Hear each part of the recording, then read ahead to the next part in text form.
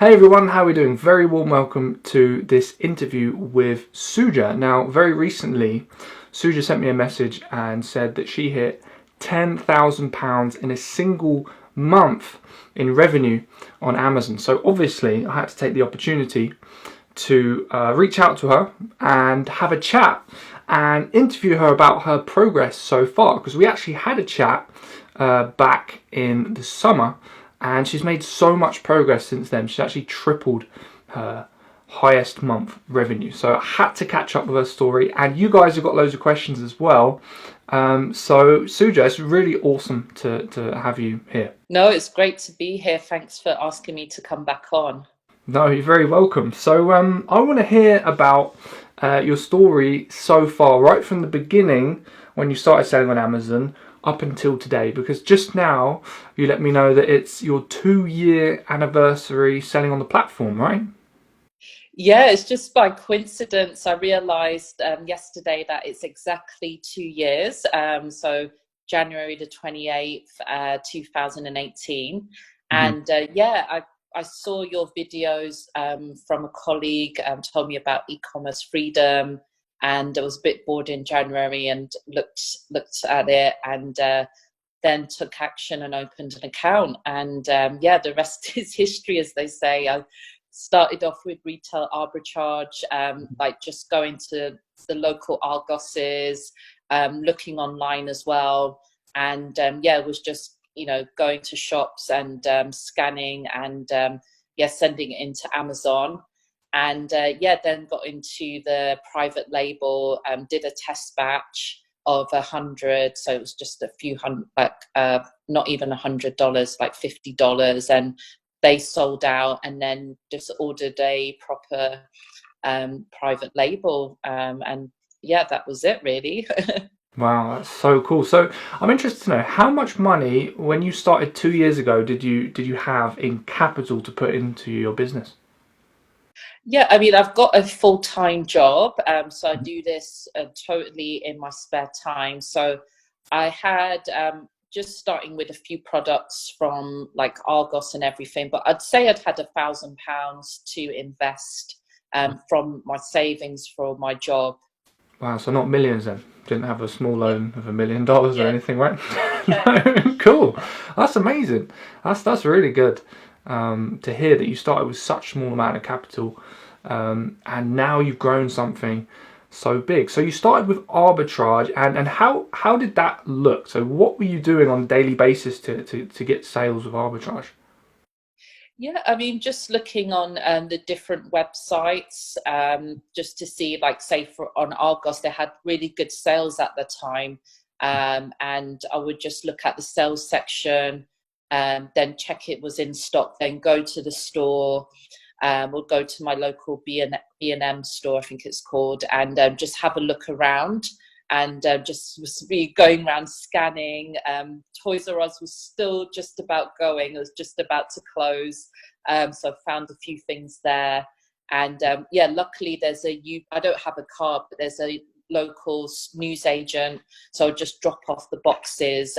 Your advice was really good about taking action, like send a box every 2 weeks, or I think once a week. So doing that really helped make progress. Yeah, momentum. That's the key thing I always say to people with Yeah. a business. It's like not about just doing one really solid day, but just putting in consistent action. So how a lot of people try Amazon and for whatever reason don't ever build this momentum. So what would you say is one of the things that kept you going and motivated you to keep the business moving forward? Yeah, I think the main thing was at the start it was more of a hobby really, because I've always like sold things on eBay, and I thought, oh, this is great extra side cash. But then I realized like people are doing this full time, and they only have to spend a few hours a day on it, and then that would allow more freedom. So that was my main motivation, is to have more freedom, like travel even more, and not have to answer to a boss. So that was my motivation to keep at it for this past 2 years, so that I can eventually go full time on it and just not give up on it.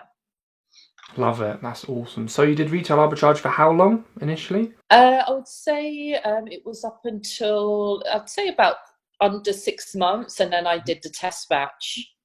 And did you grow your capital with the arbitrage then? So you started with 1,000. Did you have several thousand within those 6 months? Yeah, I would say yeah, it did grow. I would say the private label was more profitable, but I still got my money back and a bit of profit from the retail arbitrage. So tell me a little bit about your first test batch then. So how long did it take to find your first private label that you were thinking about importing? Yeah, it was actually really quick. I took your tip about going on to AliExpress Great. and found something really quickly, and it was with me within like 4 or 5 days, which was fantastic. And I had an idea about it because it's something that we use at work. I work for a big developer construction company, so I thought, okay, if this test batch sells, which didn't have the extra thing that I wanted to add on it, then I can do the contact supplies on Alibaba. So yeah. So do you remember how many orders, how many units did you order for the test batch? Just 100, yeah. So it was Oh, just in a big 100. box, so I could carry it to the UPS drop off. Wasn't too heavy, so yeah, just 100 units. Do you remember how much you spent on that initial test batch in terms of stock? I think it was not much, maybe $50. So it was $50 pretty. Yeah, altogether. I don't think it was more than $100. No way. That is an insanely cheap test batch. That is Yeah, insane. yeah. Wow, so we're talking like 50 cents a unit or something. Yeah, something ridiculous. Yeah, I will have a look because I've got a spreadsheet and Is that including shipping though, as well I from think so. China? Yeah, I think it might have been 100 with shipping because Wow. it's quite a light product. So I've had products like that as well. Actually, the one product I had, I shipped over 100 units, and then it was around the similar price. It is possible. It's just I assume not every single one of your products has been that cheap, right? Oh no, no, they haven't. Yes, I have not been that lucky. Wow. So how much did you sell it for then? Cost price is $1 landed. So how much did you sell it for? Yeah, it was about 6.99, but then the proper Quite a order. cheap price point then compared to a lot of products. Yeah, exactly. Yeah, so then when I did the proper reorder, well, from a different supply on Alibaba because that was AliExpress, then it was selling at the beginning for 11.99, Wow. and then yeah, I think I bought it for like £1.50 something, and then but then now it sells for like 8.99, sometimes 9.99, but I'd say 8.99, So 8.99. this product you first tested it 18 months ago, and it's still selling today. Yeah, it's Wow. the product that the second reorder, I think I mentioned on the group, I did order a bit too much, but it's A still, very common mistake, well, yeah. Getting too yeah, yeah, excited, yeah. carried away. Mhm. But it's still profitable, and I think long term, the return on investment, I'll still get it. Wow, that is so cool. That's so awesome. So such a cheap initial launch there, and yeah, this very rarely happens. Like most of my products, test batch can be anything from £500. If I go harder, then it can be 1,000, 2,000. If I order more units, sometimes I test for 300 units now, but that is staggeringly cheap and quite inspiring, really, that you can find products out there. So that's awesome. All right then, so let's fast forward a little bit. So you launched your first product about 18 months ago, and then you did this. You did a test batch. You did a reorder, and then was it just a case of, well, I've got one product selling now. I just need to rinse and repeat and order more. Yeah, that's exactly right. The I don't know how I got the idea for the second product, but it's my most successful one. It all seems Wow. like a blur now, but that's the one. The second product is the one that sold 150 units on Amazon Prime Day in last July, Wow. 2019. But that product's done really well. That costs like $3, 15 cents, so it was a little bit more expensive. And I don't think I did a test batch for that one, which is not always not a good idea. So I Right. don't recommend that. But I did order 1,000 of those, and yeah, it's been really, really good product. Wow. 1,000 as a first order. Yeah, as a first Oh. order. I don't know what I was thinking. I think I forgot about the training. Well, it's fine. You can do, I mean, when you have resources, when you feel very comfortable and confident, you can go a little bit bolder because obviously, I assume you must have got a relatively good cost per unit with 1,000 units. Did you? I assume it would be a lot cheaper to order that per unit than it would if you ordered, say, 50. Yeah, exactly. Yeah, and that factory, looking back at them, they're very good. He was fantastic, the supplier there. That's awesome. Cool. All right then. So you launched first product, did well. Launched your second product, and now you have how many products? I've got 4 products now running, so I'm looking to launch 2 more in the next, say, 3 months. I did have a 5th product, but I did like what your training said, and just ordered. I think it was 100. That was like $200. Another light product again, but Right. it just didn't work out. I can say it was just these wristbands, sweat wristbands for like tennis and stuff, but I don't know what I was thinking. I just wanted to get a 5th product, but yeah, Right. they're all sold out now. And but yeah, it was just costing too much in advertising, so I make mistakes as well. So not going to reorder that one. That was a bit of a dud. Yeah, it happen. It happens. I mean, I've got loads of products that didn't work out, and it's just part. I don't think there's any sellers on the planet, whether it's retailers, e-commerce sellers, Yeah. that have 100% success rate. It just is. It's not something you should aim for. It's about being able to fail, and by ordering small amounts, you allow yourself to fail. So that's awesome. Yeah. Okay, cool. So let's fast forward a little bit then. So we talked about up until 6 months, then ordered a few more products, and then so this summer was when you hit 3 grand in a single month. Is that right?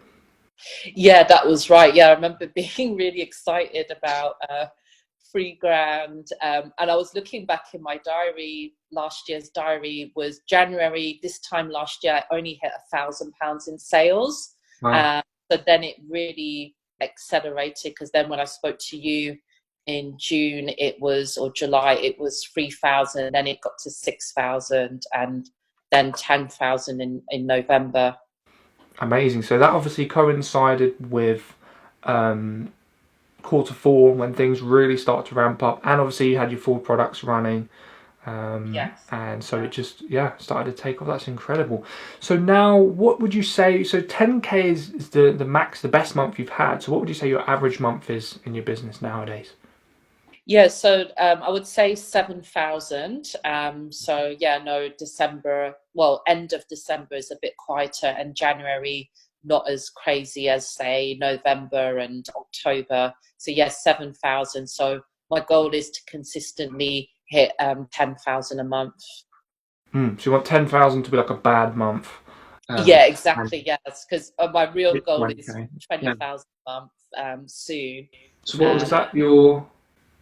So you said your friend hits 20k, was it? Yeah, so he's a friend that he's now a friend. I met him, I sold him a flat actually, and I just asked him what he does as a job, and Wow, he wow. said Amazon FBA. So I was like, oh, can I meet you for a coffee? This was like, I think 18 months ago. Such an awesome coincidence. Of all the stuff he could have done, you sold on Amazon. That's really cool. Yeah, it's just like meant to be. Then I was like, I've got to do this, meeting someone in real life. And yeah, so he does 20,000 a month. So he does this full time. Wow. And now he's your accountability partner, right? Yeah, so he is. So we're now, we met up a few times back in December and November, and we're going to meet again in February, just to have a deadline for product research, which is really helpful, just having deadlines. And I think for him, even though he's more experienced, it's really motivating for him to meet up with me, and vice versa, with deadlines on product research. So yeah, having someone who is going through the same stuff as you, being able to bounce ideas off is just so key, and that's why it's so cool when, you know, I can connect clients together or connect people together in Facebook groups. And yeah, it really helps, and it certainly helps me. So it's been amazing to hear about your stories so far, Suja. I just want to clear up a few numbers. So we said 10K is your best month, and what was your profit for that? It was about 35%. So about 3.5 grand. And when you do 7K a month, it's still the same percentage, is it?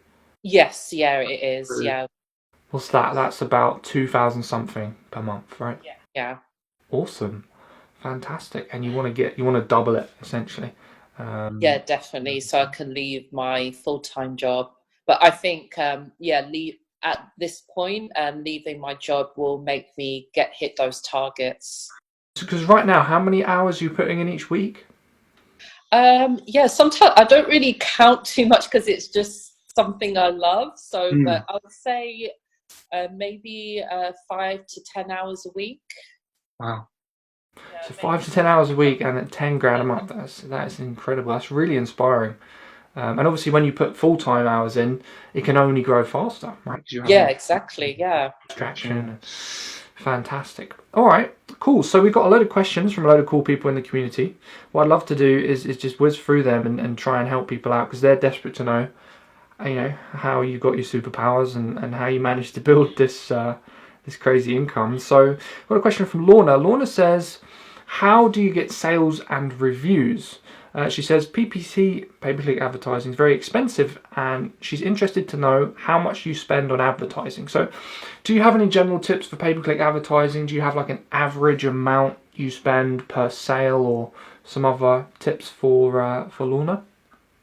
Yeah, well, mine PPC is quite good. It's about 26% over the lifetime of it. Wow. Okay. Good. Yeah, so that's what my accountability partner said. Oh, you don't need any tips on it. But I'd literally just learned like from your courses and from YouTube as well, because there's quite good free advice on PPC. But I'd say to get to that, you just need to download your reports every 2 weeks and just go through them.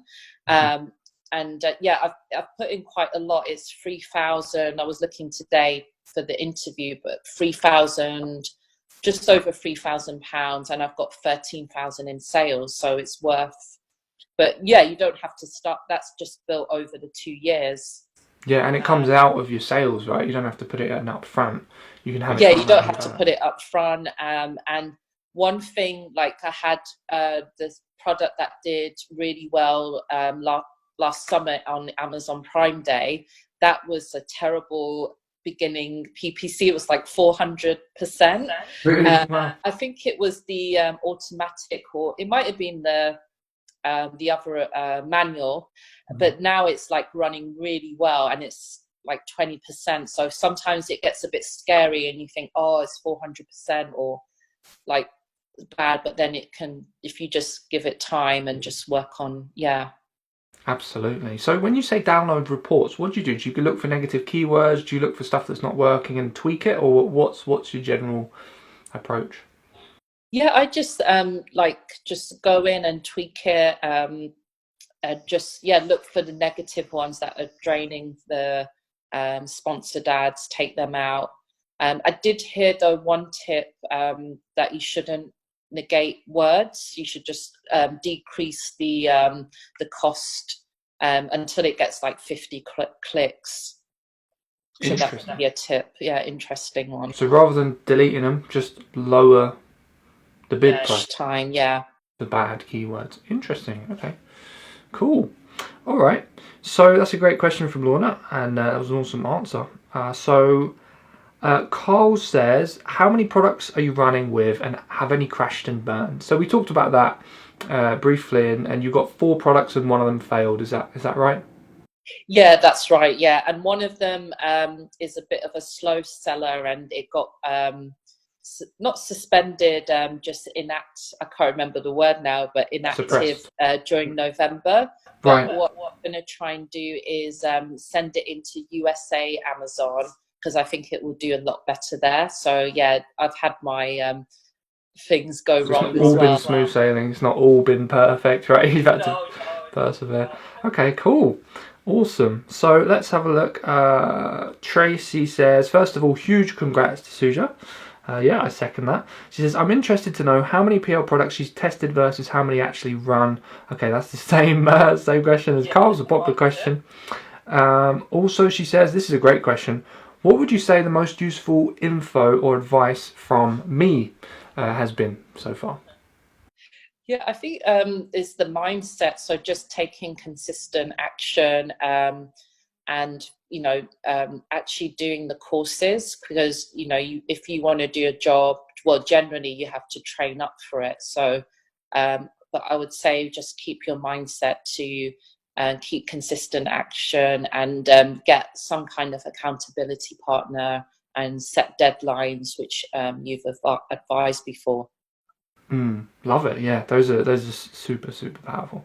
Consistent action is the one thing that like makes the difference between someone being super successful and failing. Like you see people who are business owners who make all the mistakes in the book, but they just are consistent and they just keep going every single day, and things move forward for them. And then you see people who try and do everything perfectly, but don't take consistent action and they get nowhere. So that is usually the thing that separates. So yeah, that's awesome. Okay, so let's have a look. Dale asks, I'd like to know what elements Suja feels have been the most important for her in getting to this level. Yeah, just not giving up, and just being really, just keep trying, even if you fail or something goes wrong on Amazon and your product's inactive, just keep going. And there's always a solution to everything. There's very little that there isn't a solution. So you just ask people and just keep going. Awesome. Well, in fact, I'd like to add to Dale's question and ask, what would you say now at this stage as a business owner is your most valuable skill? Yeah, I think just again, to go on about, but consistency, and yeah, just having goals, like writing down goals, and acting on it, would be, yeah, my main thing that's got me to where I am. Love it. Awesome. Let's have a look. So Alina asks, as she says, I'm very impressed with Suja's success. I'd like to know more about how she chose her products. Did something stand out in the research process? And are you still doing PPC, or are most of your sales organic? So yeah, is there like a specific product research process that you follow that works for you? Well, I got your book, the $7 book, and It's a good plug.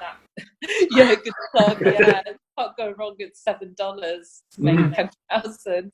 And yeah, no, I think just reading that and then watching training and YouTube has really helped. And just really, like, now I think I'm doing the product research even more thoroughly, so don't make as many errors. But yeah, just checking like everything really, just the your competition, using tools like Jungle Scout, but just not going overboard where you get analysis paralysis when you favorite word.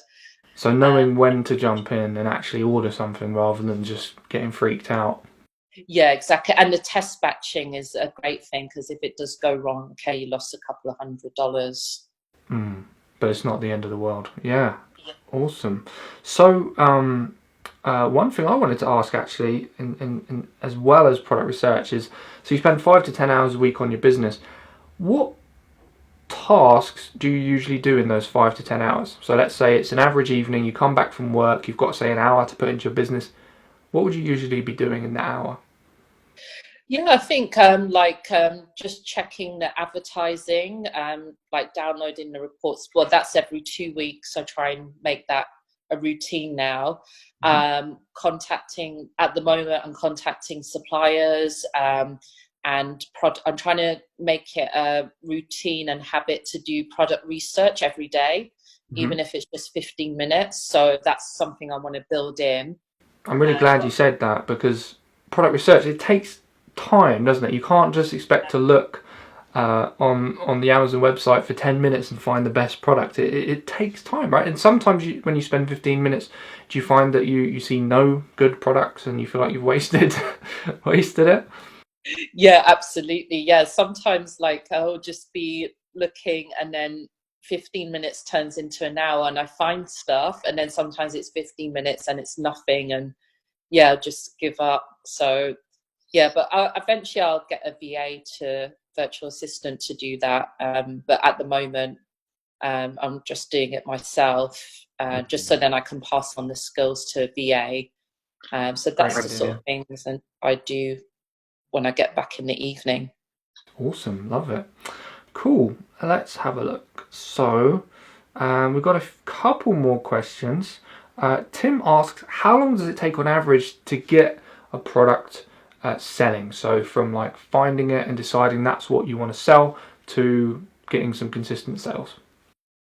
Yeah, I'd say about 2 to 3 months. I mean, I think you can do quicker when it's you're getting a test batch out as well. Hmm. Um, but yeah, I would say about 2 to 3 months. Awesome, love it.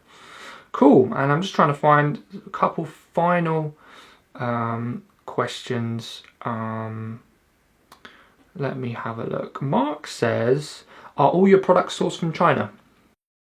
Yes, at the moment they are. Yeah, all from Alibaba.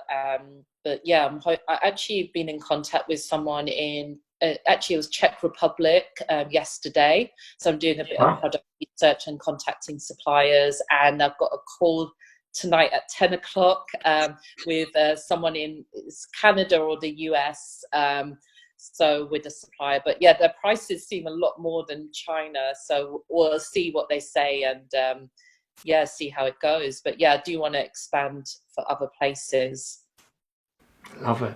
Awesome. Okay, Suja, well, today's been really enlightening. Hopefully, you've picked up a load of tips if you're watching this, and now you have a clearer idea of how you can get to that much coveted 10k per month. So, Suja, any final pieces of advice or things that you really want to get off your chest and tell the people who are watching this video and maybe they're desperate to be in your position? Is there anything you'd like to say to them? Yeah, no, just enjoy the process. Like, only do Amazon if you really love it. It's not just about making money. Don't like fall for all the YouTube nonsense on there. Like, just take consistent action. Don't give up, and don't worry if you fail on certain things. Just keep going and just follow training. That's really important because it will just make sure that you don't like make major mistakes. So just follow the training. Like, even one thing I forgot to add was in the evening I'm following a training course. I try and watch a video, a couple of videos a week. So just keep learning. Always, always, always, always. Love it. Awesome. All right, Suja, well, thank you so much for joining me for the interview today. And no, it's been a pleasure catching up with your journey. Yeah, I hope to catch up when I hit 20k a month, We will, definitely. next Awesome. month or a year. Yeah, absolutely. So, guys, if you watch this video outside of my Facebook group, by the way, if you've watched it on YouTube or maybe my website, there should be a button either above or below the video to jump into the group. And in that group, you can ask questions which will be featured on videos like this. And maybe you could even get interviewed on one of these as well. So thanks so much for watching the video. Click the link and jump in the group and join the conversation, and we'll speak very soon.